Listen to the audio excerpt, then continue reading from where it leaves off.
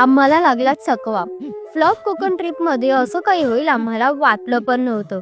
सकाळी लवकर निघूया बोलून आज पण आम्हाला लेट झाला. आज कुठे जास्त टाइमपास करायचा नाही. रस्त्याला जेवढे स्पॉट्स लागतील ते फिरत जायचे असं ठरवलं. पहिला आम्ही रामेश्वर मंदिरात गेलो. काल गेलो होतो त्या नाही, हे वेगळं आहे. तिथून निघालो. आता मालवण मध्ये रॉक गार्डनला गेलो आणि तिथले बीच सुद्धा फिरलो.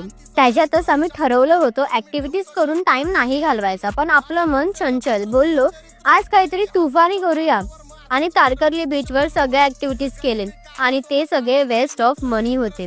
ते करता संध्याकाळ झाली आणि आता वाटलं फसला यार प्लॅन सगळा, आता नाही येणार फिरता पुढे. तिथून घरी यायला निघालो तर रस्ता संपतच नव्हता आणि रस्त्याला कोणीच नव्हतं. आमच्या 2 गाड्या होत्या आणि दोन्हीही सारख्या बंद पडत होत्या. एकच शॉप 2दा लागलं आणि ज्या रस्त्याने यायला मला 1 तास लागला होता तोच रस्त्याने बाहेर पडायला 2 तास लागले. आता हा चकवा होता की रात्रीचा आम्हीच रस्ता चुकलो हे काही समजलं नाही. एक दादा भेटला आणि त्यांनी स्वतःहूनच रस्ता सांगितला. त्या पूर्ण रस्त्यावर सगळ्यांनाच खूप वेगवेगळे अनुभव आले. सिरियसली सगळं वेगळं होतं आमच्यासाठी, सगळंच. भेटूया पुन्हा, कारण ही फ्लॉप ट्रिप खरंच फ्लॉप होती का ते समजेलच.